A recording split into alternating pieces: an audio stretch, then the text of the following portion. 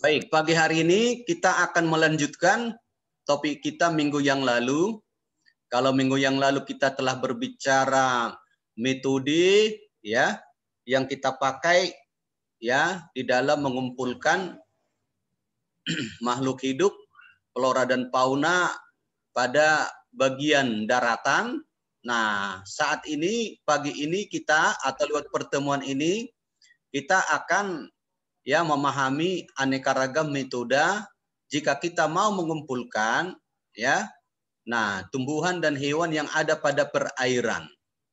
Karena kembali Bapak ingatkan sasaran dari ekologi tropika kamu harus mampu ya nah mendapatkan aneka ragam tumbuhan dan hewan yang ada pada satu ekosistem tropika.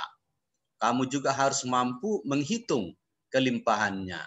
Kamu harus mampu juga mengetahui sebarannya. Kamu juga harus mampu ya.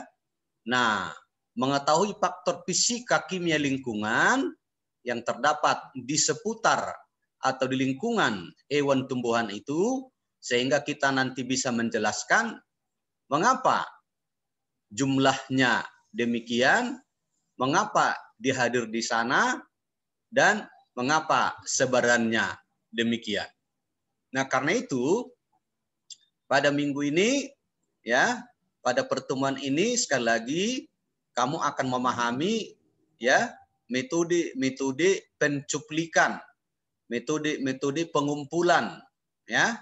Nah, terutama flora dan fauna yang ada pada perairan. Jadi tujuan pembelajaran kita hari ini kamu mampu menguraikan dan nanti tentu mempraktekannya, menggunakannya aneka ragam metode cara mengumpulkan hewan dan tumbuhan yang ada pada perairan dalam rangka studi ekologi tropikanya, dalam rangka mengetahui aneka ragam spesiesnya, jumlahnya, kepadatannya, kelimpahannya, sebarannya. Nah, terutama ini adalah sebaran baik vertikal maupun horizontal. Dan sekali lagi juga beraneka ragam aspek fisikokimianya. Jadi itu yang harus dipahami. Karena nanti kalau kamu mulai minggu ini ya sudah mengerjakan CJR, Critical Journal Report. Dan yang kedua, kamu harus sudah menyelesaikan CBR, Critical Book Report. Sehingga nanti sampai pertemuan ke-8 ya, pas kita ujian tengah semester, maka kedua tugas tersebut telah selesai. Jadi nanti 3 tugas telah kamu selesaikan. Kemarin sudah ada tugas routine test ya. Nah, routine assignment. Nah, yang kedua minggu ini kamu sudah harus mendapatkan artikel yang berkaitan dengan keanekaragaman, kelimpahan, faktor fisikokimia dari ekosistem yang ada di daerah tropika. Silakan cari jurnalnya, silakan cari artikelnya, kemudian Anda lakukan ya critical journal report. Kemudian juga kamu harus sudah mengerjakan critical book report. Cari 2 buku yang berkaitan dengan ekologi tropika ya. Dengan topik-topik yang ada pada RPS kita. Bandingkan kedua buku itu. Apa komentar Anda dengan hal itu? Jadi ingat ya, sebelum UTS 3 tugas dari 6 KKNI telah kamu selesaikan. Nanti setelah UTS barulah diselesaikan lagi 3 tugas yang lain. Nah, Bapak kira ini cukup jelas. 1 tugas rutin sudah pernah. Yang kedua, sekarang CJR, Critical Journal Report, ya. Nah, kemudian yang ketiga CBR, ya. Nah, silakan.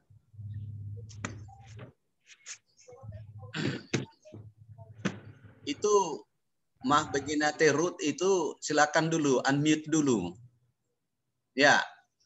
Baik. Sekarang kita masuk ya. Apa materi yang akan kita diskusikan pada pertemuan ini? Ya. Dan pada minggu ini kamu sudah harus mendapat, sudah Bapak bagikan, penuntun praktikum ekologi tropika. Nanti kerjakan itu juga kegiatan 7. Ya, kegiatan 7.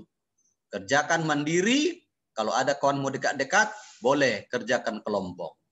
Karena itu Bapak sudah share itu penuntun praktikum ekologi tropika, dan mungkin yang pertama kamu lakukan adalah ya kegiatan 7 nanti berkaitan dengan fauna tanah, ya, fauna permukaan tanah, fauna tanah yang ada pada satu ekosistem tropika. Baik, kita lihat yang sekarang ini.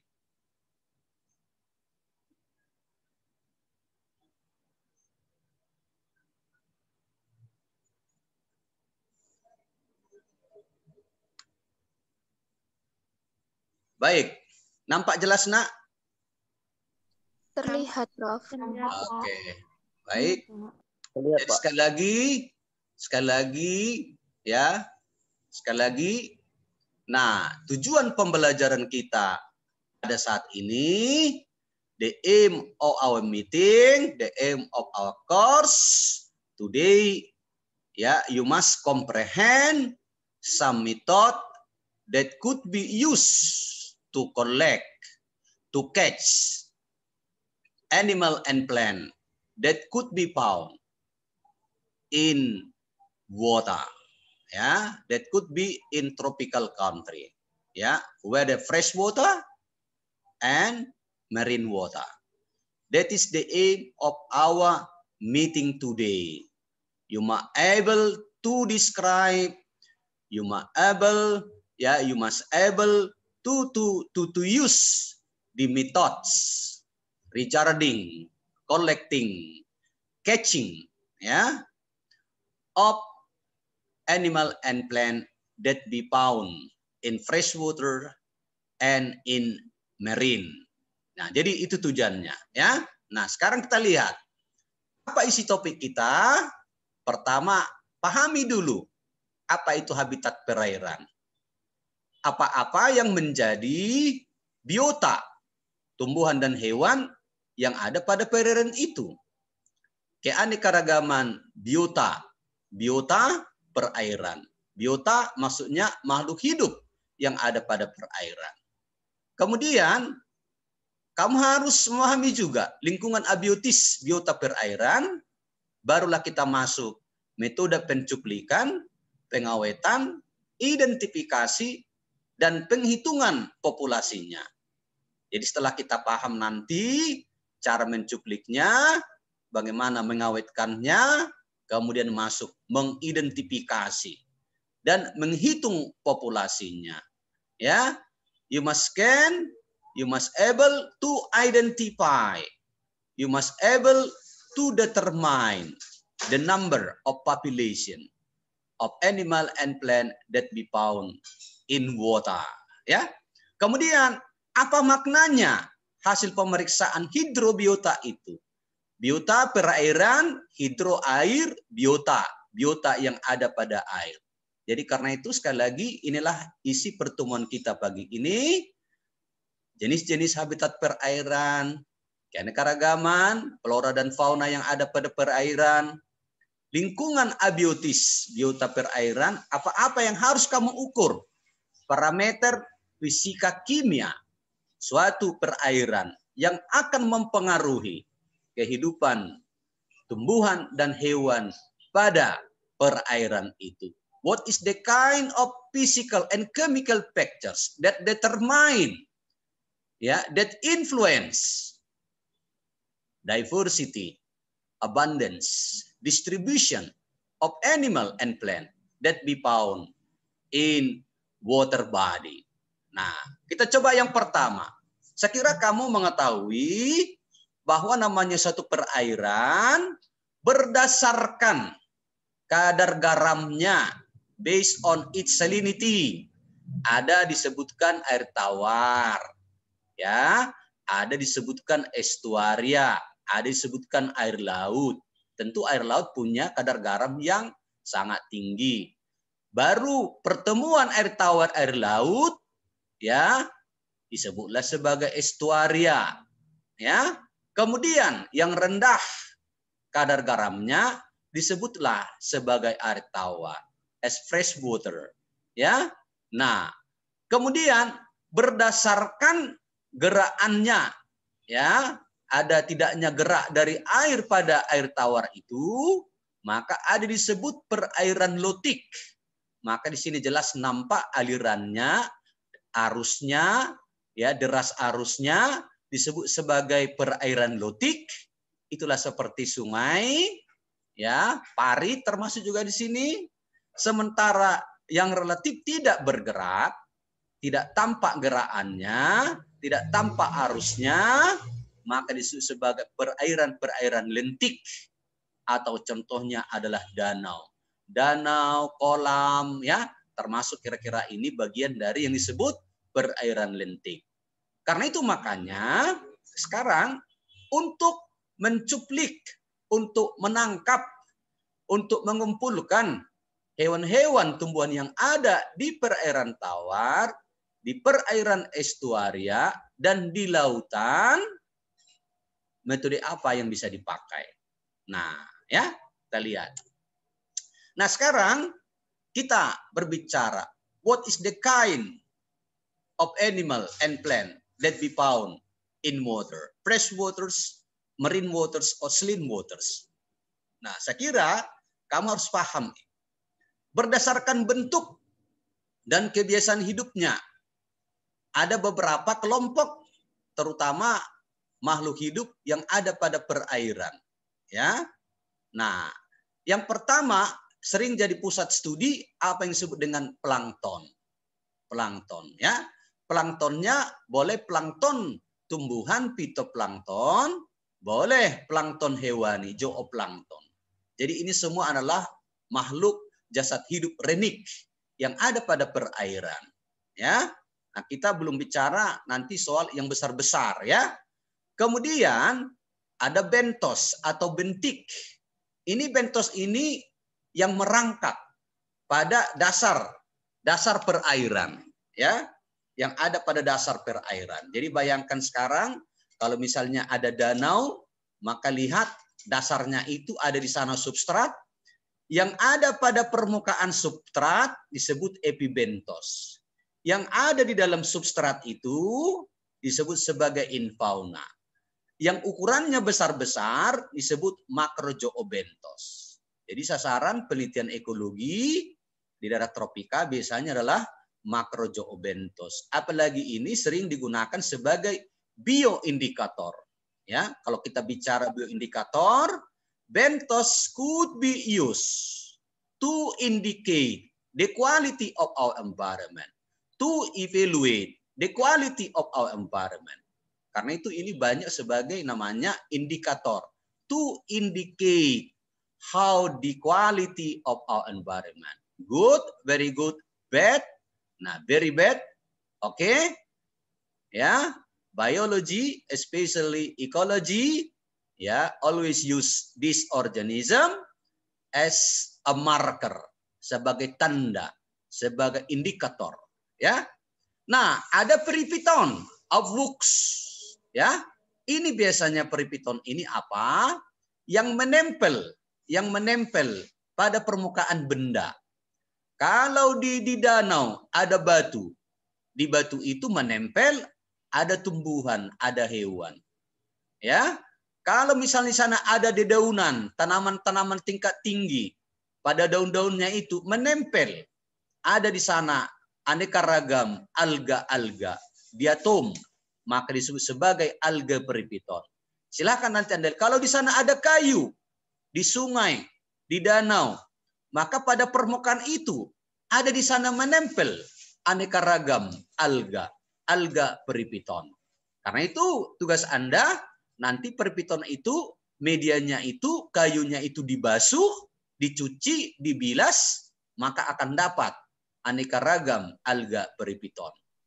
Apa itu nekton? Tentu ini aneka ragam ikan. Jadi Anda boleh ekologi tropika mengkaji juga ikan-ikan yang ada pada sungai, yang ada pada lautan, ya. Sehingga sekarang banyak riset-riset tentang ikan, yang ada di perairan, bahkan tidak hanya ikannya, langsung semua apa pengisi dari perairan itu. Mungkin Anda nanti sering mendengar istilah bahwa sekarang dalam rangka identifikasinya dipakai pendekatan DNA barcoding. Tapi tidak itu saja, sekarang pakai meta barcoding dengan namanya next generation sequencing atau environmental DNA atau DNA lingkungan. Itulah sekarang ilmu yang sangat berkembang.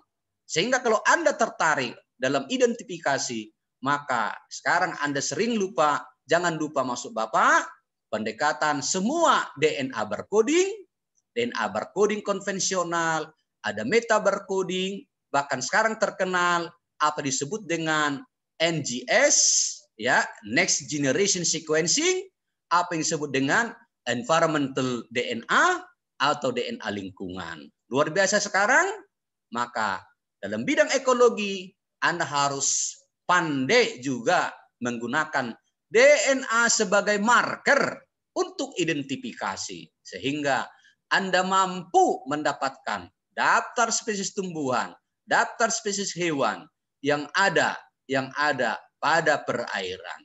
Ada neuston. Tentu neuston ini adalah hewan-hewan yang ada bergerak pada permukaan perairan. Anda lihat misalnya di sana ada burung-burung di sana dia, ya. Nah, berenang-renang itu termasuk neuston pada perairan. Baik. Sekarang kita lihat satu-satu. Kalau kita bicara fitoplankton, maka tentu tadi plankton berupa tumbuhan yang bergerak sesuai dengan adanya arus, ya. Kemana arus bergerak, ke situ dia terbawa. Maka itu adalah kelompok dari diatom, atau kelompok dari alga-alga hijau biru, alga diatom, atau dia kelompok alga hijau. Sehingga Anda harus paham, makanya mata kuliah ya organisme tingkat rendah, apa itu alga, apa itu cyanophyce, paephyce, rhodophyce, chlorophyce, harus Anda sudah paham. Ya, bahkan mengenal jenis-jenisnya. Karena itu makanya prasyarat mata kuliah ini kan Anda harus lulus taksonomi organisme tingkat rendah. Anda harus lulus tentang spermatopita. Anda harus lulus mata kuliah invertebrata, mata kuliah vertebrata, bahkan juga mata kuliah ekologi dasar. Kita bicara zooplankton. Apa jenis zooplankton? What is the kind of zooplankton? They could be found in freshwater and saline water or marine. Ini yang dia dominan. Ada kelompok Rotipera, ada kelompok Cladocera, ada kelompok Cephalopoda, ada kelompok Ostracoda. Nah, kalau ini Anda pahami barangkali pernah belajar namanya Nematelmintes, kelompok-kelompok Nematelmintes ada sebagian juga nanti di sana ini. Ya, karena itu kalau kita bicara Nematelmintes, nanti di sana ada aneka ragam juga bagian dari zooplankton ini, ya. Kelompok-kelompok apakah dari ya jenis-jenis yang ada di sini. Nah, sekarang zooplankton tentu kamu bisa mengidentifikasinya dengan nanti menggunakan buku-buku identifikasi. Apa bentos? What is the kind of bentos that be found on substrate surface, on or in substrate of freshwater and marine water? Bapak udah sampaikan tadi, bayangkan sekarang ada sungai, ya, bayangkan sekarang ada danau, bayangkan sekarang ada laut, kan ada permukaan dasarnya. Ada di sana substratnya. Maka ditanya, apa biasanya hewannya di sana? Ternyata berdasarkan penelitian, itu rata-rata kebanyakan ada larva dari Chironomid, ya, Chironomidae. Itu kelompok dari Diptera. Ada kelompok dari cacing Oligochaeta. Kebanyakan misalnya Tubipex. Bahkan ada Mollusca dari kelompok Bipalpia maupun Gastropoda. Karena itu makanya sekali lagi ini sangat-sangat penting. Lihat kehadiran Tubipex pada suatu perairan, kehadiran Chironomus pada suatu perairan akan menunjukkan bahwa perairan itu tercemar ada pencemaran organik. Artinya kualitas perairannya termasuk perairan yang jelek. Ya, jadi karena itu makanya ilmu ekologi banyak dijual sebagai konsultan lingkungan. Ya, nah apalagi Anda mampu mengidentifikasi fitoplankton. Ya, nanti Anda akan bisa kantong berisi dengan ilmu ekologi ini. Karena inilah digunakan nanti melengkapi bidang apa yang namanya analisis mengenai dampak lingkungan. Tidak mungkin ada hasil suatu AMDAL kalau tidak paham tentang identifikasi, kalau tidak paham tentang kelimpahan, kalau tidak paham tentang keanekaragaman, kalau tidak paham tentang fisika kimia lingkungan.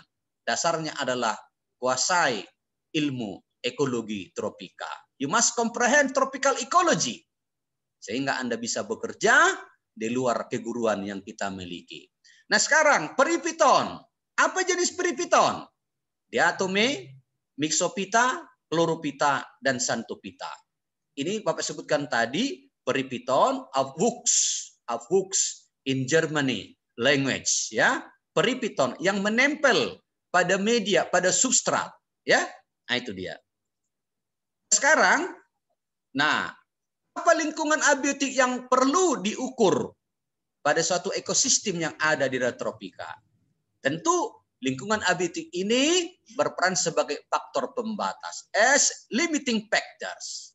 Ingat ya, kehadiran, jumlah, sebaran organisme pada suatu habitat, pada suatu tempat ditentukan oleh faktor disebut faktor pembatas. Dan itu salah satu yang dominan ala lingkungan abiotik.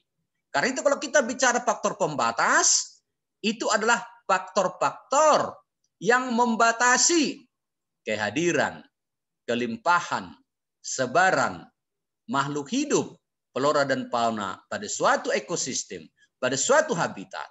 Karena itu makanya kita harus mengerti what's the kind of these limiting factors that influence, that determine the present, the abundance, the distribution of organism in one habitat or in one ecosystem. Karena itu makanya kita ukur suhu. Anda harus paham. Kalau suhu satu tempat terlalu tinggi, maka tidak mungkin ada di sana tumbuhan dan hewan. Kalau suhunya terlalu rendah, juga tidak akan ada di sana hewan tumbuhan. Kalau suhunya pada keadaan optimal, maka di sana akan ada tumbuhan dan hewan berbiak dengan baik, bereproduksi dengan baik. Kalau suhunya walaupun belum letal, tidak ekstrim, kalau terlalu ada tingginya, mempengaruhi metabolismenya. Kalau terlalu rendah, mempengaruhi metabolismenya. Kalau metabolisme rendah, artinya itu laju reproduksinya juga akan rendah. Artinya apa? Jumlah turunan yang diperoleh, the number of offspring of animal and plant, tentu saja ya tidak seperti yang diharapkan. Maka jumlah turunannya sedikit, ya sedikit. Nah itu dia. Sehingga saya kira Anda paham what is the influence of temperature on the living of organism. Tentu Anda jadi paham itu, ya. Makanya kita senantiasa mengukur suhunya. Karena dengan mengetahui suhu kita bisa memprediksi apakah ada di sana tumbuhan atau hewan, atau bahkan hanya tumbuhan, hewan tertentu. Ya, kalau Anda pernah dengar istilah PCR, ya, karena PCR itu ada di sana suatu suhu yang sangat tinggi, ya, maka dicari pernah satu organisme yang tahan suhu tinggi supaya berjalan reaksi-reaksi PCR, ya. Mungkin Anda mengetahui itu, ya. Nah, bagaimana PCR dikembangkan? Nah, kemudian yang kedua, transparansi atau kecerahan atau kekeruhan. Ini harus diukur. Suatu perairan sampai kedalaman berapa masih ada sinar mataharinya. Kalau semakin dalam kecerahannya, artinya apa? Artinya sinar matahari mampu menembus sampai kedalaman yang amat jauh. Artinya itu apa? Saat itu terjadi fotosintesis oleh fitoplankton masih berlangsung dengan baik. Itu berarti juga ada oksigen di perairan. Itu berarti juga bahwa fitoplankton tersedia sebagai makanan bagi zooplankton. Dengan demikian, sampai kedalaman tertentu yang amat dalam, organisme masih hadir. Bagaimana kalau transparansi ini sangat rendah? Coba misalnya, kalau air itu jorok, air itu permukaannya tidak bersih, banyak sampah, banyak yang lainnya, tingkat kekeruhannya ya tinggi, maka sinar matahari tidak akan dapat tembus hingga pada kedalaman tertentu. Akhirnya apa? Organisme hanya ada pada permukaan saja. Jadi ini makanya kita senantiasa mengukurnya. Kalau suhu pakai termometer, transparansi nanti disebut dengan Keping-Seki. Keping-Seki, ya. Ada konduktivitas, ya. Bagaimana, ya? Nah, anion, kation, ya, di suatu perairan. Nah, kita perlu juga tahu itu. Bagaimana kandungan anionnya, bagaimana kandungan kationnya. Maka gunakan namanya satu alat, centimeter. Tentu kita ingin mengetahui juga arus. Arus mempengaruhi kehidupan organisme. Kalau tinggi arusnya, ikan aja pun ya tidak bisa hidup. Ya, karena itu arus biasanya juga kita ukur. Kedalaman kita ukur pakai meter. Yang penting ini keasamannya, pH degree, ya, derajat keasaman. Kalau terlalu asam, mati juga.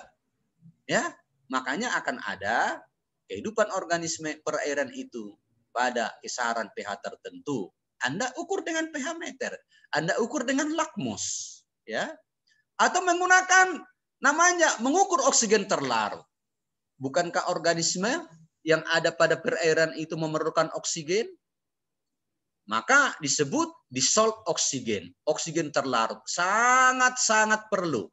Karena tanpa oksigen tidak mungkin ada respirasi yang menghasilkan energi bagi organisme untuk hidup yang ada pada perairan itu. Makanya karena itu, anak-anak Bapak sekalian, oksigen terlarut ini biasanya kita ukur dengan metode lama yang konvensional disebut dengan metode Winkler, ya, dengan sejumlah peralatan dibawa ke lapangan. Tapi yang canggih pakai DO-meter, dissolved oxygen meter. Perlu diketahui, satu perairan, kalau DO-nya di bawah 6, itu pertanda perairan itu sudah mulai mengalami pencemaran. Organismenya akan mulai oyong-oyong, ikan-ikannya akan banyak meloncat-loncat. Apalagi kalau DO-nya sudah mendekati 3 atau 2. Nanti itu semua organismenya akan mengalami kematian. Karena itu makanya kelarutan oksigen di satu perairan perlu sangat diukur, karena dengan melihat ini juga kita bisa mengetahui bagaimana kualitas perairan. Apalagi yang perlu, yang sering diukur, apa yang disebut dengan biological oxygen demand, chemical oxygen demand, ada BOD, ada COD. Biasanya ini BOD 5 hari, COD 5 hari. Ini juga semua kita akan mengetahui bagaimana sih oksigen yang ada pada perairan itu. Kemudian kita tahu kadar nitratnya. Kadar nitratnya berapa? Kadar fosfatnya berapa? Nanti kalau kita merujuk peraturan-peraturan menteri, ya, akan ketahuan bahwa kadar nitrat yang dibolehkan pada suatu perairan adalah dengan kadar sekian. Melewati kadar sekian, pertanda perairan tercemar. Kadar fosfatnya sekian, lewat sekian, maka pencemaran telah terjadi. Jadi karena itulah makanya anak Bapak sekalian, all of you my the best student, this is chemical factor is very important that we must measure. Because based on this physical chemical factors, yeah, we can understand why organism present, why the abundance, the density of organism, why like that, and why the distribution of organism like this one, not like that. Karena itu makanya berdasarkan inilah makanya kita tahu, seperti Bapak sampaikan tadi, orang-orang yang bekerja di Andal, analis dampak lingkungan, bisa menilai bisa mengevaluasi kualitas lingkungan perairan kita. Ya. Jadi karena itu orang ekologi tidak pernah lepas dari aneka ragam pengetahuan bagaimana menggunakan alat untuk mengukur faktor fisika kimia lingkungan. Karena itu Anda harus paham itu. Nah, lihatlah ini misalnya, ya. Kalau Anda mau mengambil tadi hewan-hewan yang ada pada substrat seperti ini tadi, ya, ini namanya Ekman grade, pengeruk Ekman, ya. Ini dijatuhkan pada dasar perairan, maka nanti dia substratnya akan dikeruk bersama dengan Petersen grab. Petersen grab ini kalau permukaannya kasar batu-batuan, kalau Ekman grab ini kalau permukaannya agak lebih lembut, halus. Maka nanti ini sejumlah substrat, sejumlah media ini akan dikeruk, diambil, kemudian disaring, didapatkanlah makro zoobentosnya. Ada surbernet yang ini pada sungai. Apa sih penghuni substrat yang ada pada sungai? Anda menggunakan surbernet. Anda ingin mengetahui ya apa yang ada pada kedalaman tertentu. Misalnya, apa fitoplankton, zooplankton pada kedalaman 10 meter, 50 meter, 100 meter, 200 meter, maka airnya harus diambil. Gunakanlah disebut water sampler atau menggunakan patalas. Sekarang, kalau Anda mau mengetahui apa komposisi, apa keanekaragaman, bagaimana kelimpahan, bagaimana sebaran plankton, fitoplankton, zooplankton pada satu perairan, Anda harus paham menggunakan plankton net. Lihat ini satu jala plankton punya ya luas permukaan, lingkarannya ya, kemudian di ujungnya ini ada tabung pengumpul kupet. Sehingga kalau Anda ini lemparkan satu perairan ditarik, maka semua fitoplankton, zooplankton akan terkumpul pada bagian kupet ini. Ya. Nah, ini pahami dulu. Nah, sekarang untuk mengukur aspek fisikokimia, ini beberapa aja. Ini tadi SCT meter untuk konduktivitas ataupun ini, bahkan ini juga untuk DO meter. Jadi peralatan-peralatan ini ya dalam bentuk portable, ya bentuk digital saat ini telah tersedia. Ya. Nah, sekarang mulai kita masuk. Bagaimana cara mencuplik, mengawetkan, mengidentifikasi, dan bagaimana menghitung populasi dari makhluk hidup yang ada pada perairan. Maka dalam hal ini, lihat, kalau kita bicara plankton, tadi Bapak sampaikan, untuk plankton itu kita menggunakan jaring. Jala plankton, ini beraneka ukurannya, karena itu diberi nomor yang berbeda. Nanti lihat, ada berukuran 2 sampai 20 mes, ya. Kemudian harus ada botol pencuplik, ada pakai pompa, pakai pipa, ada pakai ember, ada pakai patalas. Ini semua alat-alat sampling, ya alat-alat yang diperlukan untuk mengkoleksi, menangkap plankton. Jadi boleh pakai jaring, boleh pakai botol pencuplik tadi, lamot, boleh pakai pompa, pakai pipa, boleh pakai ember, boleh pakai patalas. Yang penting Anda harus mengukur volume air semula yang tersaring. Kalau misalnya Anda pakai ember, maka harus diukur satu ember itu berapa liter. Kemudian nanti itu air yang ada di ember itu dituangkan pada jala planktonnya. Kemudian pada bagian ujungnya, lihat tadi ini, ya, ambil embernya misalnya 5 liter itu, tuangkan. Maka hasil dari 5 liter, zooplankton, fitoplankton dari 5 meter, terkumpul di sini. Ya. Volume awal tadi 5 liter. Sekarang dia dipadatkan di sini. Volumenya ini mungkin hanya 25 mililiter. Inilah dia sekarang. Bahwa isi dari 5 liter setara dengan isi pada 25 mililiter. Silahkan ini. Ini penting, ya, ini penting. Ya, karena akan ada volume awal air yang tersaring. Kalau ambil misalnya 2 ember, maka 5 berarti kali 10 liter. Maka jadi 10. Hasil 10 liter setara juga dengan isi dari 25 ml.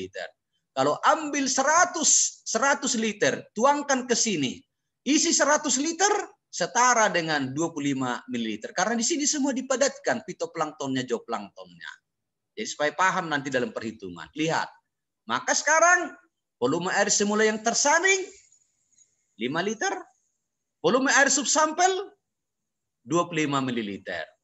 Nah, kemudian nanti pada ujung-ujung kupek tadi, botol pengumpul tadi, kasihkan larutan formalin 5% atau Lugol sejumlah 4-5 tetes. Tujuannya apa? Mengawetkan fitoplankton dan zooplankton yang terkumpul pada kupet, pada botol pengumpul yang ada pada ujung tadi. Kemudian nanti itu dimasukkan pada botol sampel, dibawa ke laboratorium, kemudian diidentifikasi.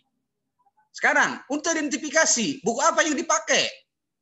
Kalau untuk plankton, kalau fitoplankton, ada buku Prescott, ada buku Smith, Sahlang, juga fitoplankton, zooplankton, ada Brehm, ada Kiefer, ada Klee, ada Hauer, ada Rutner, ada Penna. Ini buku-bukunya, ya.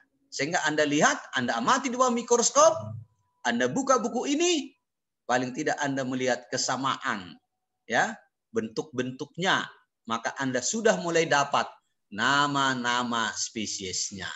Itu dia tentang plankton. Nanti bisa kita diskusikan. Sekarang, bagaimana Pak menghitung kepadatannya per liter? Maka Anda harus mengerti. Gunakan pendekatan volume tabung. Maka sekarang, seandainya Anda pergi ke Danau Toba misalnya untuk yang ada di Sumatera Utara, atau untuk kalian yang ada di Surabaya, atau danau yang ada misalnya di Lamongan atau di mana. Sekarang Anda mau mengidentifikasi zooplankton, fitoplankton, dan Anda ingin mau mengetahui kepadatannya per liter. Maka seandainya ini Anda campakkan di danau itu sejauh 5 meter. Maka kan kemudian kan Anda tarik. Maka berapa volume air yang tersaring? Maka pendekatannya volume tabung. Jadi lihat, volume air yang tersaring adalah 22/7 atau pi 3,14 kali R kali R kali T. R-nya di sini jari-jari tabung.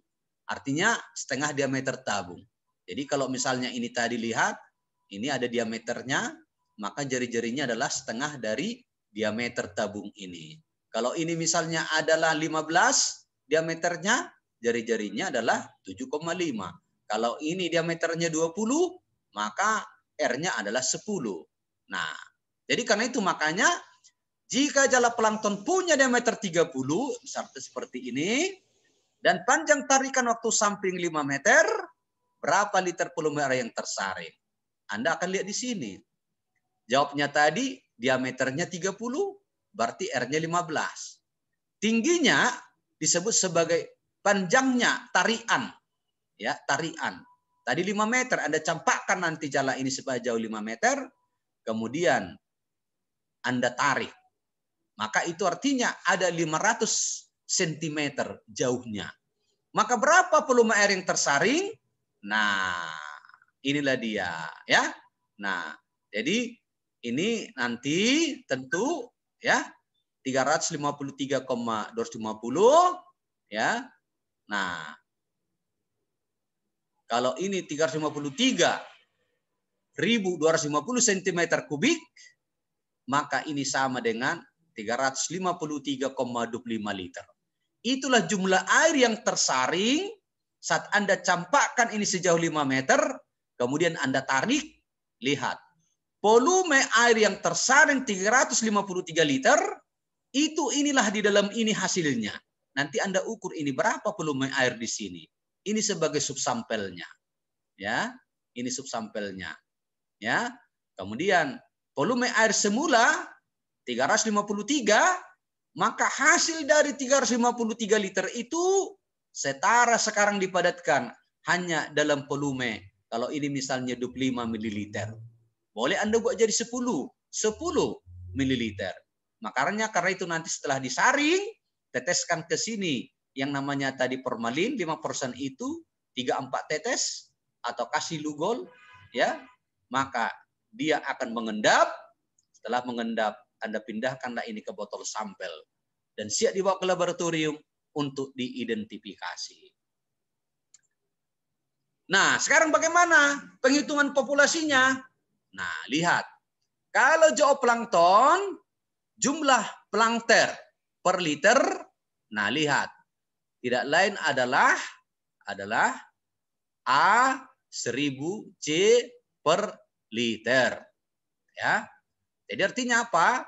Jumlah rata-rata plankton dalam 1 ml subsampel dibagi volume subsampel, ya, lihat, ya, kali volume subsampel dibagi dengan volume air semula dalam liter. Ini rumusnya nanti. Kemudian fitoplankton pendekatannya seperti ini, A kali 10 kali 1000 C per liter. Apa itu A? Jumlah rata-rata plankton tiap 2 tetes. Ya, karena fitoplankton itu relatif kecil, maka diperiksa ya per tetes boleh. Nah, 10 ini bilangan dasar penggandaan dari 2 tetes menjadi 1 ml karena tiap mililiter mengandung 20 tetes. Jadi kalau Anda memeriksa fitoplanktonnya sebanyak 20 tetes, itu setara dengan 1 ml. Ya, karena itu makanya lihat, kalau untuk identifikasi fitoplankton, zooplankton, satu alat yang perlu dipergunakan ada yang disebut namanya Sedgwick Raptor. Sedgwick Raptor. Ini ada volume 1 ml ini. Ya. Jadi ini nanti di sini pakai juga ruangan-ruangan. Mungkin saya kira di lab Anda tanya nanti, mana Sedgwick Raptor. Anda teteskan ke sini airnya tadi, tentu setelah dihomogenisasi, dikocok supaya rata. Kemudian 1 ml amati di bawah stereo mikroskop, kemudian dapatkan jenis-jenisnya. Ini per mililiter.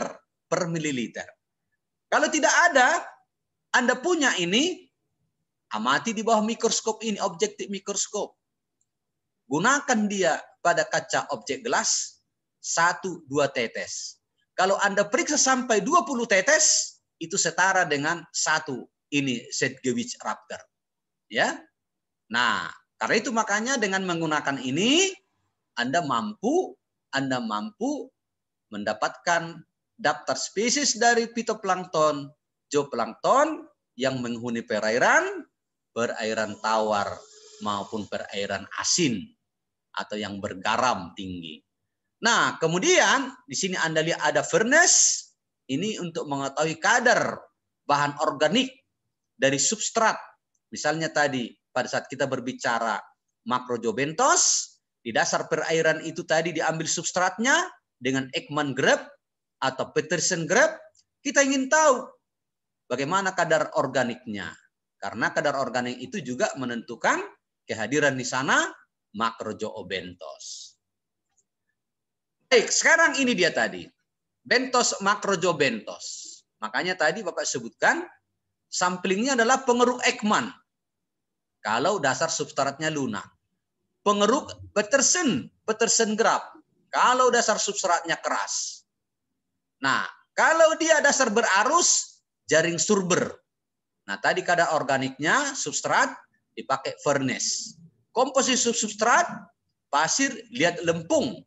Mungkin ini kan Anda bisa teliti ya dengan menggunakan segitiga tanah. Berapa persen pasir, berapa persen liat, berapa persen lempung. Untuk benthos, komposisi substrat ini sangat-sangat menentukan. Kehadiran benthos pada suatu perairan sangat ditentukan oleh tipe komposisi substratnya. Kemudian, Bapak sampaikan tadi, saat dapat benthos, maka dia itu awetkan dengan formalin 5%. Ya. Identifikasinya, pakai buku apa? Pakai buku Pennak, pakai buku Macan, pakai buku Haines, pakai buku Queenly, dan pakai buku Moss. Ya. Bagaimana penghitungan populasinya? Nah, tentu Anda harus tahu. Tentu kepadatan bentos per meter kuadrat sebagai hasil dari konversi luas pengeruk. Misalnya luas permukaan pengeruk Ekman itu 225 cm kuadrat. Maka kalau Anda ambil sampai 50 sampling, 50 kali berarti luas permukaan itu 50 kali 225 cm ini. Ini tentu bisa diubah menjadi per meter kuadrat. Bukankah 1 meter kuadrat artinya itu 100? 100 kali 100 ya. 100 kali 100 cm. Ya. Maka itu 10.000 cm kuadrat. Nah, jadi karena itu makanya bisa kita hitung berapa luas permukaan dari pengeruk Ekman. Dan karena itu bisa kita nyatakan bahwa kepadatan bentos makrozobentos adalah sekian individu per meter kuadrat. Baik, ini dia peripiton. Nah, di peripiton itu yang menempel pada substrat. Maka sekarang bagaimana cara samplingnya? Ambil benda-benda yang terdapat pada perairan, ada batuan, tumbuhan air, dedaunan, kayu, dan lain-lain. Kemudian itu gerus, ya gerus, bersihkan dalam satu ember pada volume air tertentu. Misalnya buat airnya misalnya 10 liter, masukkan ini semua perairan batuan, tumbuhan, ya. Kemudian nanti Anda bisa akan mendapatkan, ya. Nah, peripitonnya disaring, kemudian hasil saringan sama seperti tadi zooplankton ada pada kupet. Nah, maka kita akhirnya bisa nanti mendapatkan sampelnya, subsampelnya, bawa ke laboratorium, kemudian juga untuk diidentifikasi, dihitung jumlahnya. Nah, bisa menggunakan substrat buatan. Boleh pakai kaca objek, boleh pakai tali rapia. Kaca objek misalnya, kau ikat kaca objek dengan tali plastik, kemudian benamkan pada sungai, benamkan pada danau, gantungkan di dalam air, maka lihat. Setelah 1 minggu, ambil kaca objek itu, kemudian bersihkan permukaannya, maka di sana akan ada peripiton. Kalau Anda lakukan itu 1 minggu, 2 minggu, 3 minggu, 4 minggu, Anda akan bisa melihat perbedaan-perbedaan peripiton yang didapat pada minggu-minggu yang berbeda. Maka akan ada suksesi peripiton. Karena itu sekali lagi, dengan studi peripiton, kita bisa memahami suksesi ya peripiton pada suatu perairan. Nah, sama tali rapia. Boleh tali rapia, lebarkan tali rapianya, pada bagian ujungnya dikatkan batu kecil, kemudian ini gantungkan pada perairan. Setelah 1 minggu, 2 minggu, ambil tali rapianya, maka di permukaan tali rapia sudah ada tumbuh-tumbuhan yang menempel, ada peripiton, kemudian gerus, cuci, kemudian saring, maka akan ada peripiton dan siap untuk diidentifikasi. Nah, pengawitannya sama ya dengan fitoplankton zooplankton tadi, kasihkan 4 tetes, 5 tetes formalin dan kasihkan lugol. Identifikasi boleh menggunakan buku Prescott, boleh juga Sahlan, boleh Ball and Wine, boleh pakai Reynolds. Perhitungannya adalah jumlah individu spesies dari peripiton per luas petak contoh. Ya, luas petak contoh di mana tadi dia tempatnya itu digerus, dicuci, dibersihkan. Jadi Anda bisa menghitung luas permukaan batu ya, di mana Anda ya menggerus permukaan batu itu tempat menempelnya peripiton tadi. Baik. Nah, sekarang persoalannya, apa makna hasil pemeriksaan biotop perairan? Sekali lagi, pertama tentu melengkapi data keanekaragaman kelimpahan flora dan fauna di daerah tropis, khususnya di Indonesia. Karena sampai sekarang data-data biodiversitas flora dan fauna Indonesia pada aneka ragam ekosistem masih sangat terbatas. sangat-sangat terbatas. Ya, tentu itu akan melengkapi data keanekaragaman kelimpahan, melengkapi database apa yang kita miliki. Tentu saja menambah hasanah sains. Ya, data-data itu akan memperkaya ilmu pengetahuan. Tentu itu bahan masukan bagi masyarakat, pemerintah, stakeholder. Ya, dalam pengelolaan suatu ekosistem. Kalau misalnya suatu ekosistem, misalnya ekosistem sungai, dapat data-datanya, maka dari data itu pemerintah bisa menggunakan pengelolaannya masa depan, masa kini, bisa. Apalagi kalau ditemukan nanti organisme-organisme bioindikator yang menggambarkan bagaimana kualitas perairan itu seperti sungai dari hulu hingga ke hilir. Maka dengan data-data itu pemerintah punya suatu pijakan dalam mengelola, memanajemen aneka ragam badan-badan perairan. Tentu yang tidak kalah pentingnya melihat kestabilan ekosistem.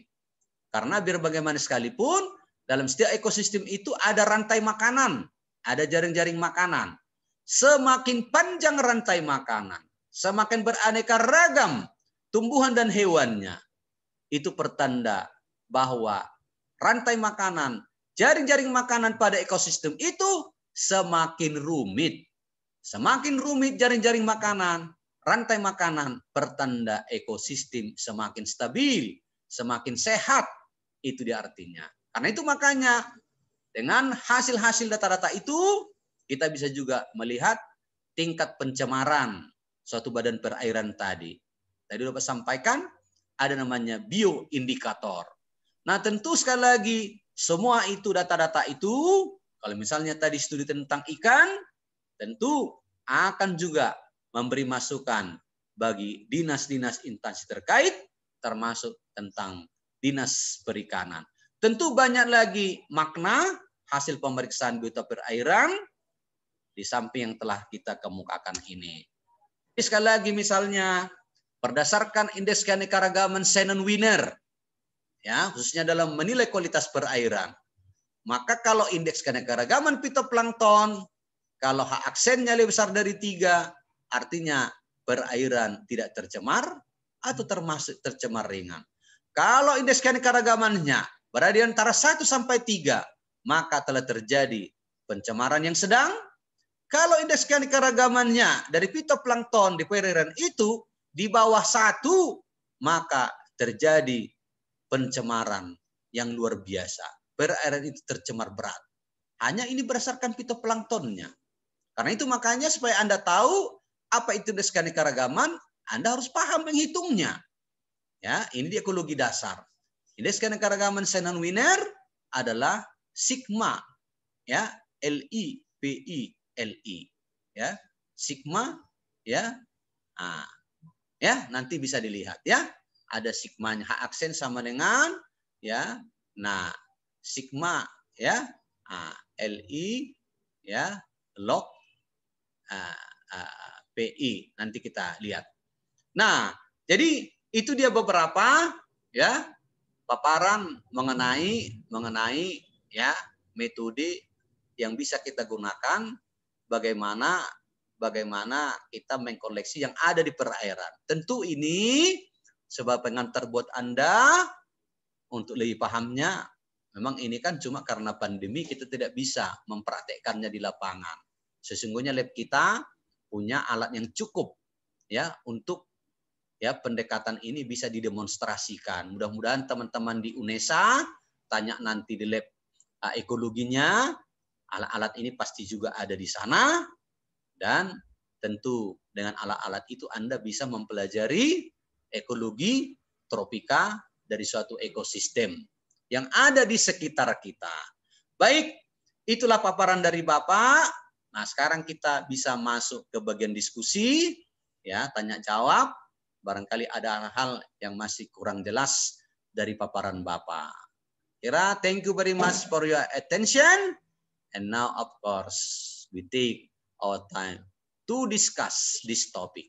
Okay, welcome for every question. And also for every suggestion. Okay. sekarang silahkan ya. Mau bertanya boleh. Silakan buka semua kamera. Ya. I ask you to open your camera. Silakan bertanya. Nah, apa-apa barangkali yang masih kurang jelas.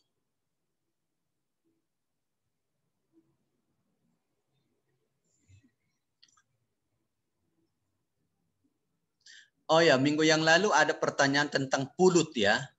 Pulut ya.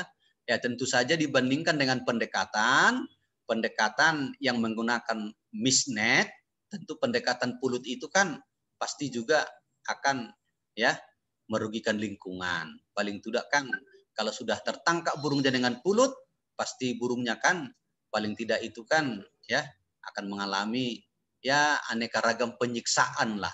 Karena dengan pulut itu kan nanti kan bisa misalnya bulu-bulunya bisa semua jadi rusak.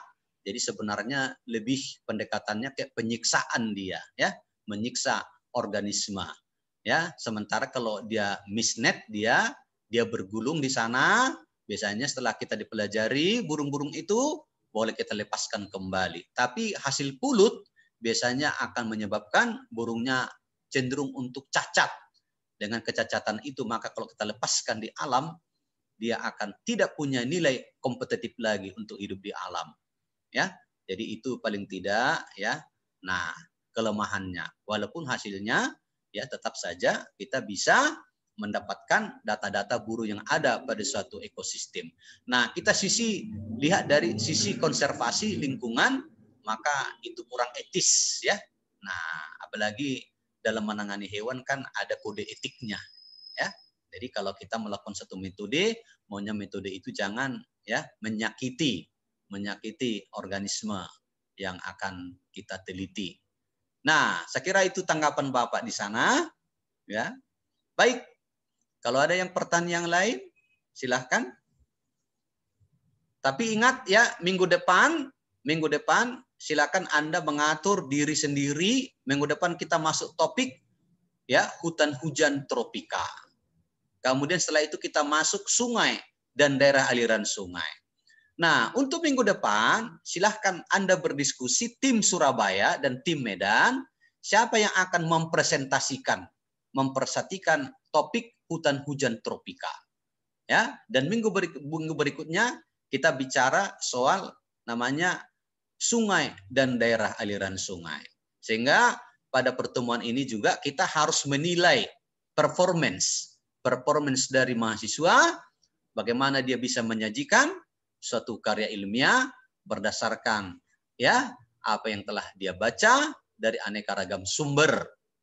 Jadi sekali lagi ya, yang dari Surabaya maupun dari Medan, silakan kalian berdiskusi apakah dari Surabaya yang pertama, kemudian minggu berikutnya tentang sungai dan aliran sungai dari Medan. Ya silakan ya. Nah, silakan didiskusikan. Sekali lagi, minggu depan Anda harus menyajikan topik hutan hujan tropika dan berikutnya ya daerah aliran sungai dan sungai. Nah, karena itu topik kita sampai dengan ujian tengah semester. Ya, ujian tengah semester. Jadi karena itu nanti ujian kita bersumber dari topik-topik yang sudah kita bicarakan. Nah, kemudian Bapak ingatkan lagi tadi, 2 tugasmu juga yang harus diselesaikan sebelum UTS, berarti pertemuan 7 nanti, sekarang pertemuan 5 kan? Nah, pertemuan 5. Jadi sekarang pertemuan 7 nanti Anda sudah menyelesaikan CBR dan CGR. Ya. Karena itu makanya apalagi minggu depan kita sudah bicara hutan hujan tropika, Anda sudah punya gambaran yang lebih lagi ya tentang ekologi tropika. Karena prinsipnya sekali lagi, isi ekologi tropika Anda harus memahami aneka ragam tumbuhan hewan yang ada di daerah tropika, mengetahui kelimpahannya. Kalau pada tumbuhan namanya disebut indeks nilai penting, ya, importance value. Nah, kemudian nanti juga memahami sejumlah aspek psikokimia. Jadi silahkan Anda cari di jurnal tentang hal itu, dan silakan. Untuk critical journal report itu kerjaan individual, ya. Jadi nanti Anda cari artikelnya, kemudian Anda berikan kritik Anda terhadap atau analisis Anda terhadap artikel itu, dan nanti ya bersama dengan kritik Anda, ya. Nah, review Anda, maka artikelnya juga dilampirkan, ya. CBR juga boleh Anda cari buku ekologi tropika, ya, cari 2 buku yang mengkaji misalnya hutan hujan tropika atau daerah aliran sungai atau hutan mangrove. Ya, silahkan, boleh. Ya. Silahkan cari topik-topiknya, atau Anda misalnya tentang ya apa di kebun hortikultur atau yang lainnya. Silahkan Anda bisa melihat, atau Anda bicara ekosistem karst atau rawa, ya, silahkan, ya. Nah, karena itu ya dalam CBR Anda membandingkan konten dari 2 sumber yang berbeda, sehingga Anda bisa melihat, oh di buku ini ada, di buku ini tidak ada. Berarti buku ini lebih baik dalam menyajikan topik ini dibandingkan dengan buku ini. Kira-kira itu endingnya nanti, ya. Baik, mana tahu ada yang belum jelas, silahkan. Pak, saya ingin bertanya. Ya, silakan, Nak.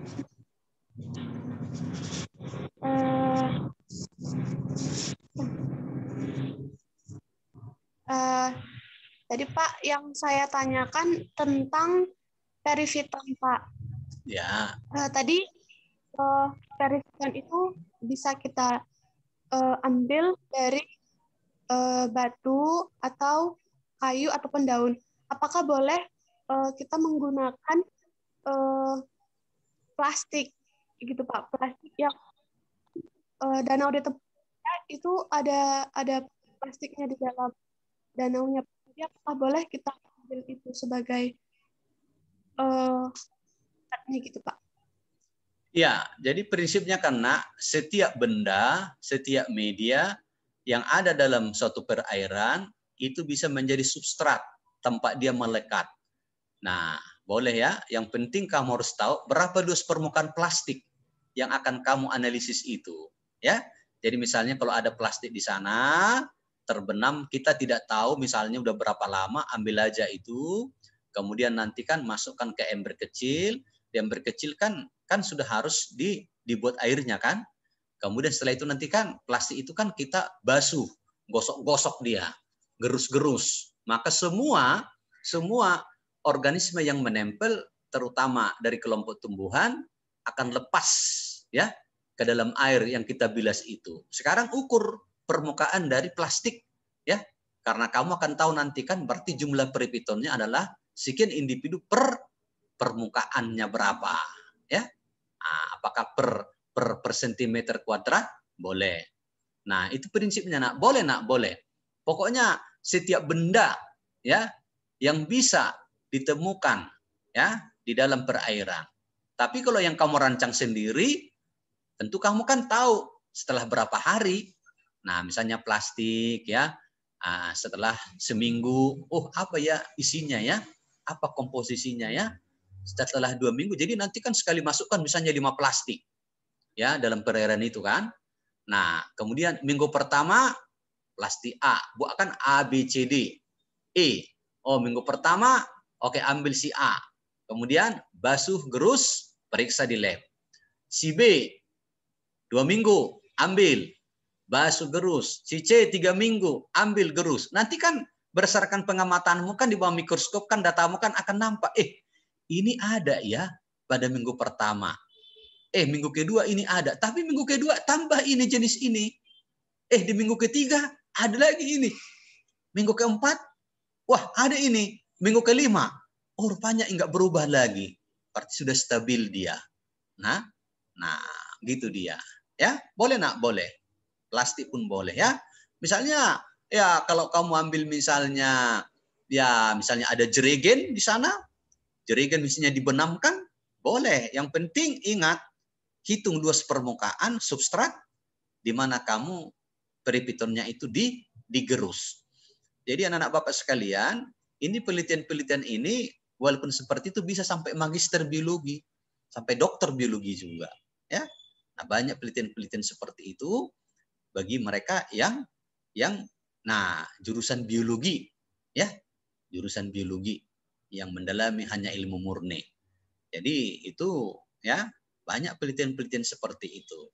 Sehingga dia bisa mengetahui suksesi peripiton pada sungai bla bla bla bla. Nah, kira-kira begitu dia. Jelas, Nak? Pak, satu lagi, Pak. Iya, Nak, ya. Apakah ada kedalaman tertentu atau kedalamannya itu apakah ditentukan gitu? Boleh, Nak. Maka boleh kau tempatkan tadi medianya itu, terutama kan kalau media buatan kan, boleh pada kedalaman, misalnya pada permukaan. Kan gantung kan bisa kita buat permukaan itu aja kan. Nah, boleh pada kedalaman tertentu. Nah, boleh. Mau pada kedalaman berapa, kamu tempatkan, gantungkan substratnya itu. Terutama kalau dia substrat buatan. Itu sudah riset yang terdesain ya jauh lebih bagus. Nah, daripada hanya yang alami kan yang udah ada di sana nggak tahu. Kita kan dengan seperti kan hanya kita ingin tahu aja apa isinya sih. Tapi kalau kita sudah punya perencanaan seperti itu, makanya itu udah riset-riset untuk sarjana maupun magister. Nah, ya boleh. Gimana ya peripitonnya pada kedalaman 5 meter, pada kedalaman 10 meter, 20 meter, boleh, Nak. Yang penting tempatkan substrat pada kedalaman itu. Maka nah, peripiton apa yang mau menempel pada media-media itu? Kira-kira begitu, Nak. Ya, bagus ya, bagus. Terima kasih, Pak. Ya, welcome to.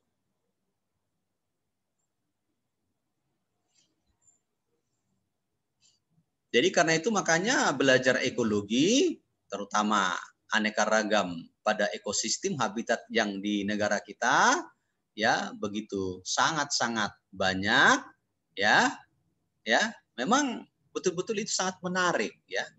So it's very interest to study biodiversity of animals and plant that we found in some ecosystem in our country. Ya, begitu dia. Jadi silakan nanti Anda misalnya tak mau jadi guru, saya mau beralih jadi dosen lah. Nah, misalnya Anda ambil S2 ekologi. Anda sudah punya modal kan ekologi tropika kan? Nah, ambil S2. Bapak dulu kan S1 Bapak kan pendidikan biologi.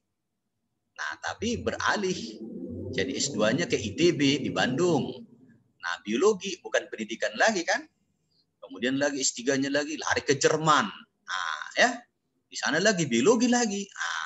Itu dia ceritanya. Makanya jadi mantap lagi. Ada ilmu gurunya, ada ilmu pendidiknya, ada ilmunya. Ya kan Martina ya? Nah, itu dia ya. Jadi kita profesional ya. Ya, mau jadi guru oke? How to prepare media like that? How to evaluate our student?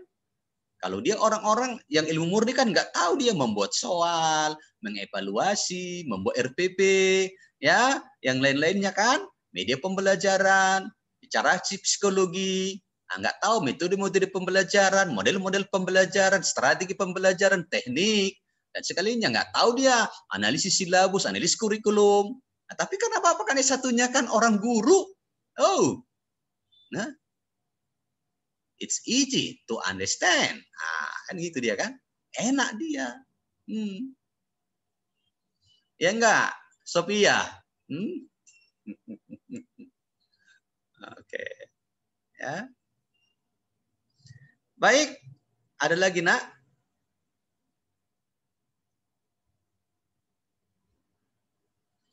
Atau mungkin bingung ya, terlalu padat tadi ya kuliah kita. Wah, banyak kali nih hanya di perairan aja.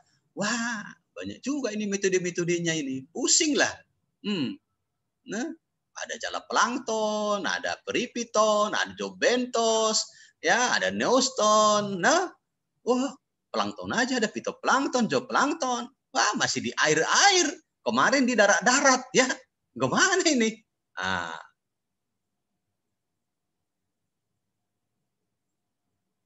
Nah, jadi ini modal semua. Nanti mulailah kita masuk, ya. Misalnya bicara soal sungai dan daerah aliran sungai. Tentu kan perairan. Maka pendekatan inilah yang harus dipakai. Anda nanti bicara danau, pendekatan ini dipakai. Anda bicara misalnya di estuari, ya, ini yang dipakai, ya, nah itu dia. Nah, Anda bicara nanti udah lain-lain lagi, yang kemarin dipakai, yang darat-darat semua kan, nah, sehingga itu adalah alat yang harus Anda kuasai, ya. Sehingga nanti muncul satu artikel tentang keanekaragaman kelimpahan, ada di sana metodenya. Anda kan sudah mengerti, oh ini rupanya metodenya, ya. Ya. Kalau soal teori-teori kan udah bisa Anda baca nanti, misalnya hutan hujan tropika. Kalau ditanyakan apa fungsinya, apa komposisi spesiesnya, apa artinya, bagaimana menyelamatkannya, bagaimana konservasinya, ya itu kan tinggal baca. Ya, tapi bagaimana mendapatkan itu? Kan itu persoalannya kan. Nah, mungkin nanti di sana ada data tumbuhan ya yang ada di salah satu hutan tropika. Contohnya kan ada kerapatan relatifnya, ada dominansi relatifnya, ya, ada frekuensi relatifnya, kemudian ada nilai pentingnya. Pusing kan kalau nggak ngerti metodenya. Makanya Bapak juga ini harus Bapak ajarkan sekali lagi Suliat, karena Bapak yakin ini analisis vegetasinya. Dari wajah-wajahnya Bapak lihat nggak mantap ini. Ada ini, ada kecurigaan Bapak ini. Analisis vegetasinya belum mantap ini nanti.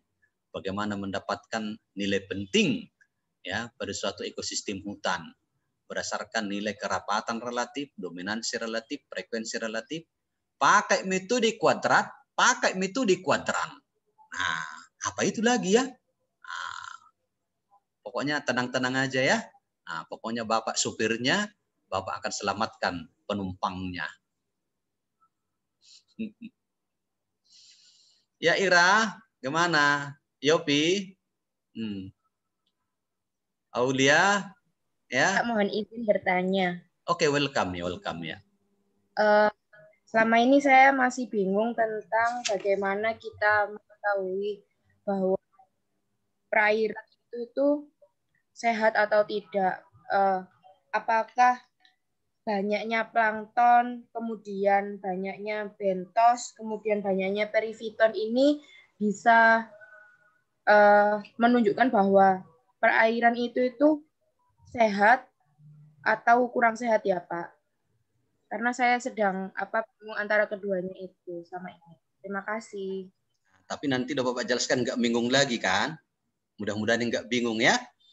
Nah, pendekatannya gini, Nak. Jadi pertama, boleh kita analisis dengan pendekatan faktor psikokimia lingkungan. Jadi artinya lihat ya, kualitas perairan berdasarkan faktor fisika kimia lingkungan. Oke? Yang biasa dipakai seperti tadi misalnya, sederhana saja yang paling fatal. Kalau suhu ya, nah, tapi misalnya pH. Kalau berdasarkan pengukuran ya. Nah, kalau pH itu di bawah 6 itu saja udah pertanda perairan sudah kurang baik. Ya. Kurang baik. Kalau nanti misalnya dilihat dari DO masuk Bapak tadi, DO terutama ya, dissolved oksigen ya. Kalau kelarutan oksigennya sangat rendah, artinya DO-nya ya, DO-nya misalnya 2, 3, 4, itu artinya perairannya sudah itu jelek. Nah, ya. Nah, jelek. Nah, kemudian itu masih psikokimia. Kemudian kalau lihat dari kadar misalnya nitratnya, kadar nitrat, itu kalau Bapak tidak salah di bawah 0,02. Kalau nanti itu ya di bawah 0,02 masih sehat. Di atas 0,02 artinya pertandanya bahwa perairan itu tercemar akan pencemaran organik, kadar nitratnya tinggi. Kalau fosfatnya juga seperti itu. Jadi nanti peraturan pemerintah, kalau Bapak tidak salah, nomor 29, itu ada aturannya, Nak. Jadi setelah kita ukur kadar nitratnya, kita ukur kadar fosfatnya, kita ukur DO-nya, dan beberapa parameter lain, hanya berdasarkan itu kita bisa katakan, oh perairan ini sudah tercemar. Ya. Nah, kemudian ada pendekatan lewat organisme. Nah, itulah tadi disebut bioindikator. Jadi pendekatannya boleh rata-rata kebanyakan pendekatan komunitas. Ya, komunitas, ya. Misalnya banyak dipakai misalnya dari zoobentos, ya. Jadi biasanya kita sampling zoobentosnya yang ada pada sungai, yang ada pada danau. Dan kalau nanti berdasarkan analisis komunitasnya, seperti Bapak sampaikan tadi, tentu kan kita mengidentifikasi juga semua. Makanya dapat spesiesnya, dapat kelimpahannya. Kemudian kita hitung namanya, itulah tadi analisis komunitas, indeks keanekaragaman, Shannon Winner. Ya. Nah, nanti rumusnya H aksen sama dengan minus sigma PI ln PI. Atau logaritma 2 PI. Ya, nanti ada. Ya. Nah, makanya kalau mau mendalami nanti ada buku yang Bapak karang itu, yang dari Media Guru. Nanti bisa Anda cek, dasar-dasar semua ada di sana. Nah, jadi kalau nanti indeks keanekaragamannya itu misalnya ya, bentos boleh. Kalau indeks keanekaragamannya di atas 3, pertanda sungai danau itu bagus, tidak tercemar. Tapi kalau dia sudah di bawah 1 indeks keanekaragamannya pertanda sungai danau tercemar. Nah, gitu dia. Pendekatan indeks keanekaragaman itu berdasarkan pendekatan komunitas. Nah, sama halnya bisa pakai fitoplankton, bisa menggunakan zooplankton. Jadi tidak semua dicampur aduk. Nah, berdasarkan dulu fitoplankton, boleh berdasarkan zooplankton, boleh berdasarkan zoobentos, ya. Jadi makanya kita bisa jadi ahli, makanya kan dia doktornya doktor bentos, ya. Magisternya magister bentos, magisternya magister fitoplankton, magisternya zooplankton, magisternya peripiton. Nah, itu yang dikembangkan sebagai instrumen, ya. Tapi kata kuncinya bisa berdasarkan analisis tingkat komunitas, ya. Rata-rata kalau pada tingkat komunitas dianalisis, kalau indeks keanekaragamannya, ya. Nah, disebut di atas 3, ya. Itu pertanda perairan belum tercemar. Baik, ya. Nah, itu pendekatan komunitas. Ada pendekatan populasi. Pendekatan populasi. Nah, namanya populasi artinya dia kan kehadiran satu spesies. Lihat, kalau perairan itu banyak ditemukan planaria, lihat ya, banyak ditemukan planaria, pertanda perairan itu adalah bersih. Nah, kalau pada perairan ditemukan banyak lalat sehari, mayfly, Epimeroptera, ya, pertanda perairan bersih. Nah, jadi kalau kamu misalnya pergi ke suatu sungai atau danau, kamu lihat banyak di sana lalat sehari. Ada planaria. Itu pertanda bahwa perairan itu tidak tercemar. Nah, sebaliknya, kalau pada perairan itu kamu menemukan, ada Chironomus. Ya, Chironomus itu yang kayak cacing yang merah, dikasih biasanya makanan ikan. Itu larpa-larpa. Ya, itu banyak, kalau itu merah banyak, berkelompok-kelompok banyak, yakinlah bahwa itu sudah tercemar perairannya. Jadi jangan kamu di sana mandi. Begitu dia. Ya. Sama halnya kalau ada namanya tubipex. Ini juga tubipex, ya. Dari cacing tubipex. Kalau kamu temukan itu satu perairan, maka itu pertanda perairan itu sudah tercemar organik.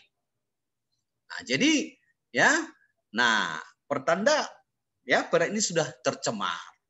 Nah, itu pendekatannya, Nak. Sekarang Bapak tambah lagi.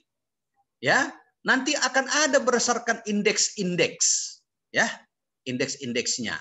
Nanti ada indeks TPI, Total Population Index. Itu berdasarkan nanti juga fitoplanktonnya, alga-alganya. Biasanya kalau nilai TPI-nya, indeksnya di atas 15, pertanda bahwa peran itu sudah tercemar. Nah, itu dia. Sekarang yang praktis. Nanti kalau kamu dengar namanya ada metode Storet. Ya, nanti metode Storet. Nanti metode Storet itu nanti bisa dilihat dari aspek psikokimia. Nanti di scoring dia. Ya, berdasarkan metode Storet, maka pH sekian, skornya begini, DO sekian, skornya begini, kadar nitratnya sekian, skornya begini. Berdasarkan nilai-nilai yang ada, nanti dikumpulkan, maka disebut. Kalau skornya 10 sampai 20, maka peredarannya tidak tercemar, misalnya kurang tercemar. Kalau ini tercemar, itu namanya ada metode Storet, ya. Nah, metode Storet. Jadi itu nanti kita tinggal menghitung skor-skor berdasarkan nah nilai-nilai yang kita dapat, berapa menyimpangnya. Nah, itu dia pendekatannya, nah, ya. Jadi banyak pendekatan, ya. Orang banyak pakai metode Storet atau menggunakan indeks-indeks, ya. Nah, dan terakhir nanti ada namanya indeks saprobiotik. Saprobiotik, ya, saprobiotik. Nah, itu juga sama. Ini terutama nanti pendekatan-pendekatan di Zoobentos, ya. Zoobentos itu terutama sungai, nanti ada pendekatan indeks saprobiotiknya. Sama, kita harus menghitung indeksnya itu.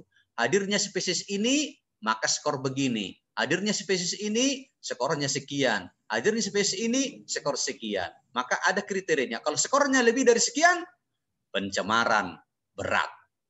Nah, begitu, nak, ya. Nah, jadi harus belajar lagi banyak ya, bioindikator namanya, ya. Oke.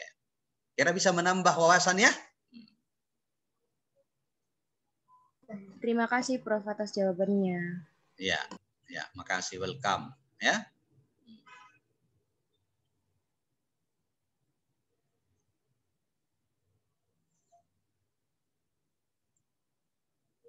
Yang lain, nak?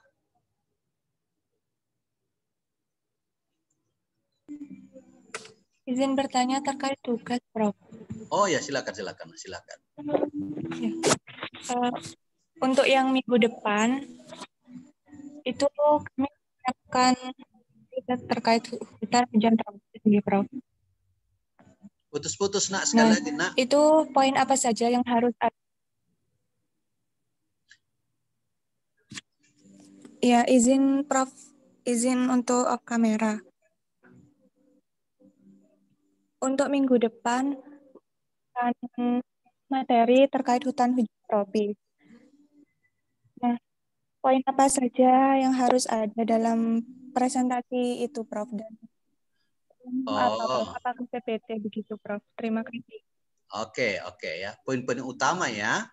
Yang pertama, tentukan pengertian hutan hujan tropis, ya. Kemudian karakteristik hutan hujan tropis, ya. Nah, apa karakteristiknya, ya.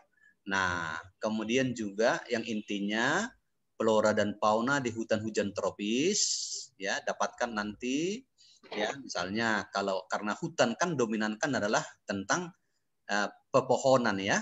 Maka misalnya kira-kira apa komposisi utama pohon yang ada di hutan hujan tropis.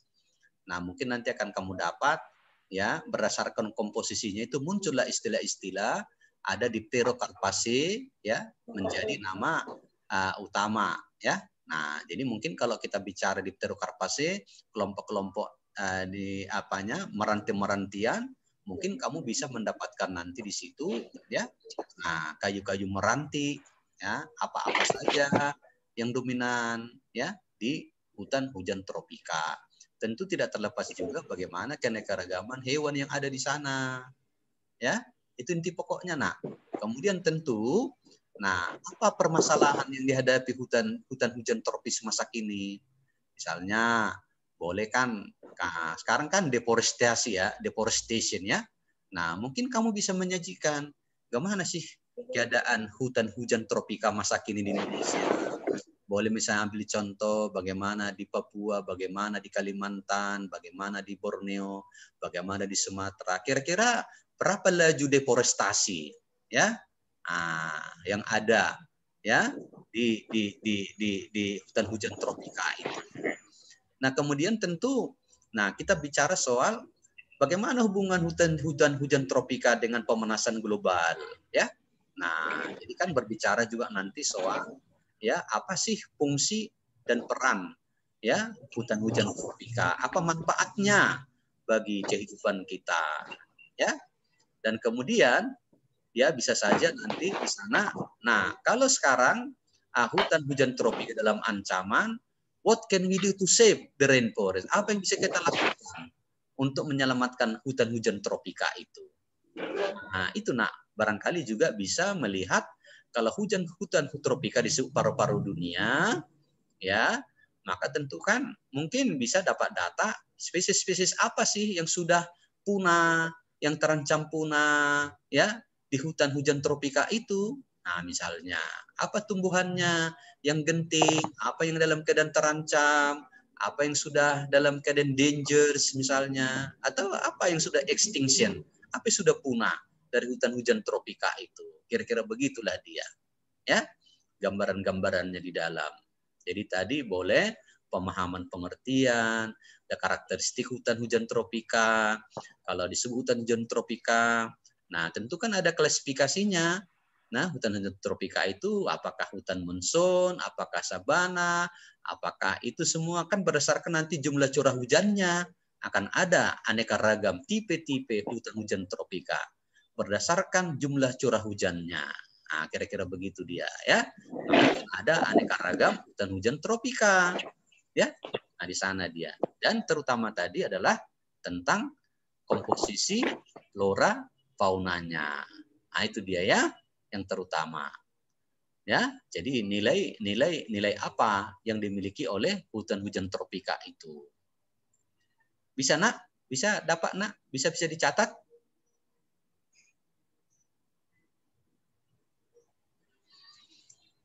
Jadi silakan, itulah nanti kira-kira intinya, ya.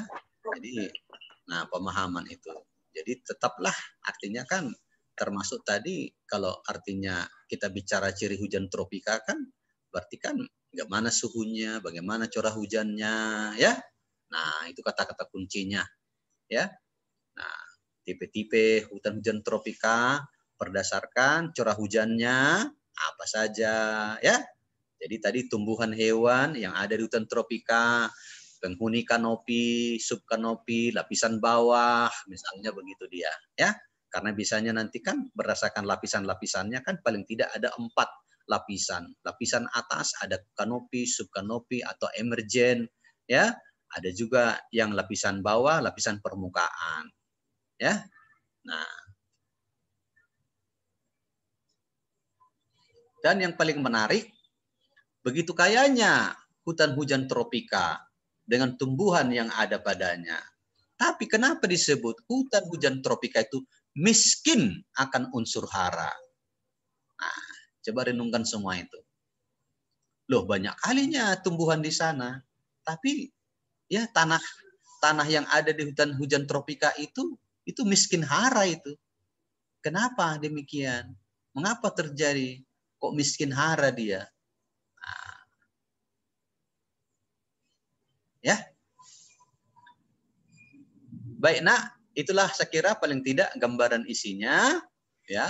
Tentu kan tantangan, ya. Tadi kan Bapak bilang, ya, bagaimana kondisinya, bagaimana tantangan apa yang terjadi dengan hutan tropika itu banyaknya penggundulan hutan. Nah, ya.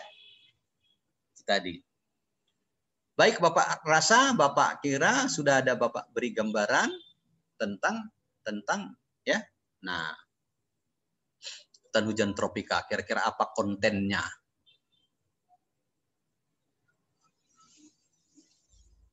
Tadi udah jelas, yang bertanya tadi Terima siapa? kasih.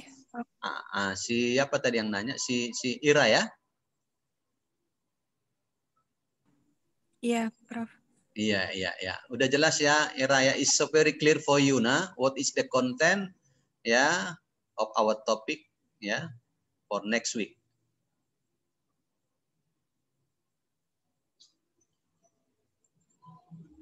Baik, ada lagi Nak yang lain? Pak, Izin, Pak. Ya, silakan, Sophia. Maaf sebelumnya, tadi saya kehilangan hampir setengah dari penjelasan Bapak, Pak. Karena ya, saya tidak minta, Pak. Jadi bolehkah saya meminta recording dari perkuliahan ini, Pak? Apanya, Nak? Minta apanya, Nak? Rekaman perkuliahannya, Pak. Oh ya ya, nanti Baik, kebetulan Bapak tadi ada yang rekam tadi ya, enggak? Oke, nanti tadi Bapak rekam tadi. Ya? Nanti coba Bapak lihat rekamannya ya. Nanti Bapak share ya di grup kita, ya. Don't be worry, nah. Don't be worry. Nah. Ya. Nah, jadi ya sekali lagi. Nah, ya. Coba sebentar Bapak apa dulu ya. Bapak pasangkan dulu apa Bapak ini.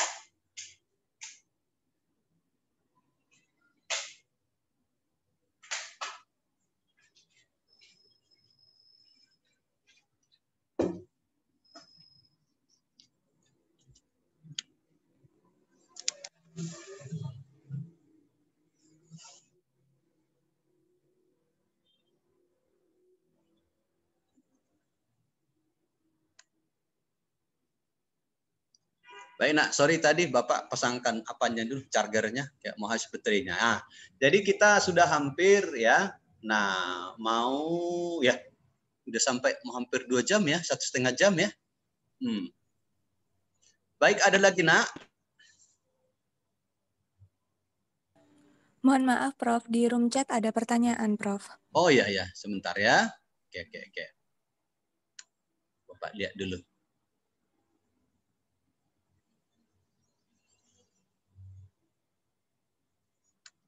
Langsung aja maunya, Nak, tadi.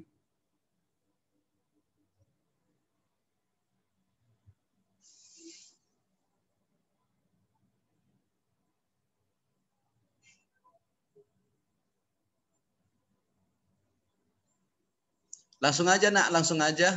Apa pertanyaannya? Coba bacakan Bapak apa sedikit ya.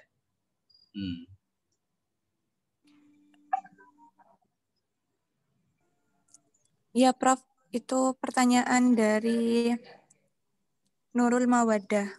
Pertanyaannya, iya, Nak, siapa yang duluan presentasi, dari UNESA atau dari Unimed gitu, Prof? Ya, silakan aja, Nak. Bapak merdeka aja lah. Kalianlah yang diskusi. Atau kalian tos lah pakai koin ya. Permukaan A, permukaan B. Ya. Depend on you lah diskusi ya. Karena sama Bapak sama aja ya. Ya gimana tim Medan? Tim Medan bersedia atau tim UNESA dulu yang kita?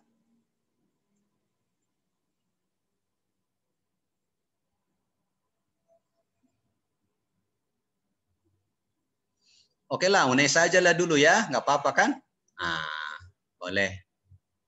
Ya, supaya pasti ya. Nah, nanti tentang sungai dan daerah aliran sungai, nanti dari tim Medan ya. Oke.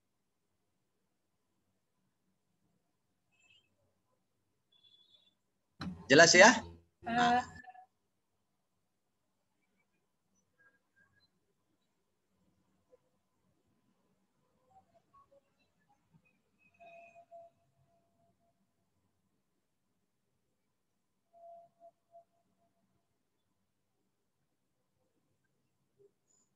Ada lagi, Nak? Baik, jadi kan Bapak ingatkan sekali lagi ya untuk Bapak udah share ya penuntun praktikumnya ya. Sudah ada kan? Jadi coba nanti baca-baca di situ semua ada metode-metode ini juga sebagian ya. Nah, dan juga terutama metode-metode yang kemarin juga ya yang berkaitan dengan di daratan. Bahkan juga di sana ada analisis vegetasi ya. Nah, analisis vegetasi. Nah, jadi karena Bapak berharap ya. Nah, minggu depan tetap kita gunakan ya untuk bagian praktikum, bagian presentasi. Kebetulan hari Jumat langsung kita ini ya mulai jam 8 sampai jam apa ya? Ya, Nak ya. Jadwalnya kan? Teori sama praktikum langsung kan? Iya, Pak. Ya. Jadi nanti pokoknya mulai jam 9.40 minggu depan kita bicara soal praktikum ya. Dan terutama pemahaman metode. Bapak yakin Bapak akan membagikan lagi tentang mungkin analisis vegetasi juga ya.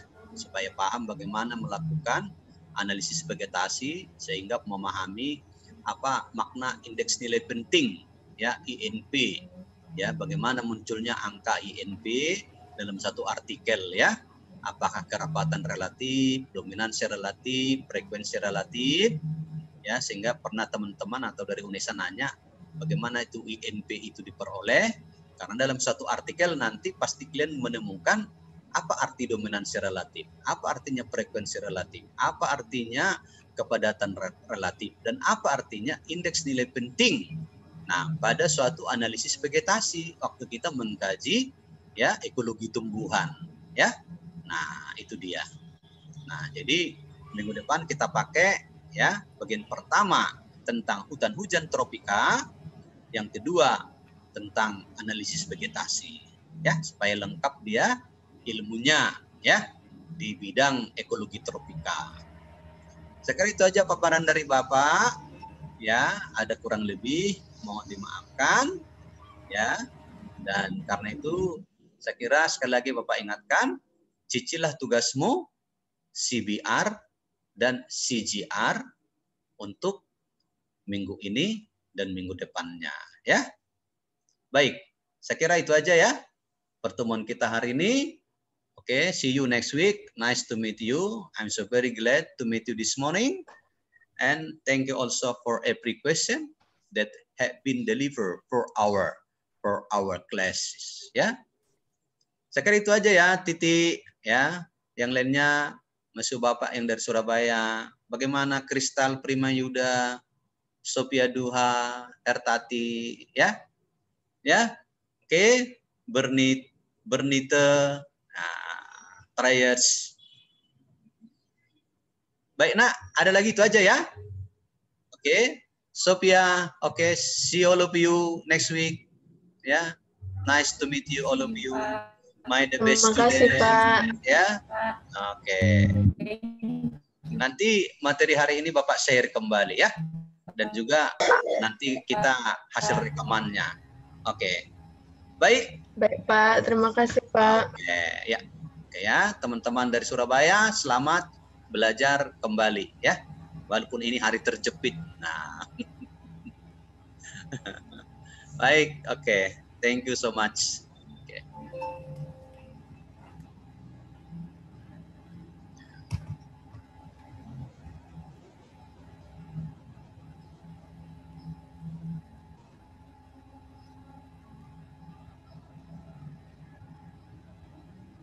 Baik, sudah Bapak cek ya untuk apanya, untuk di chatnya hanya menanyakan tadi ya, kira-kira siapa yang minggu depan. Jadi pasti ya confirm ya, tim Surabaya ya. Ya, kira jelas ya. Oke. Oke, once more see you next week.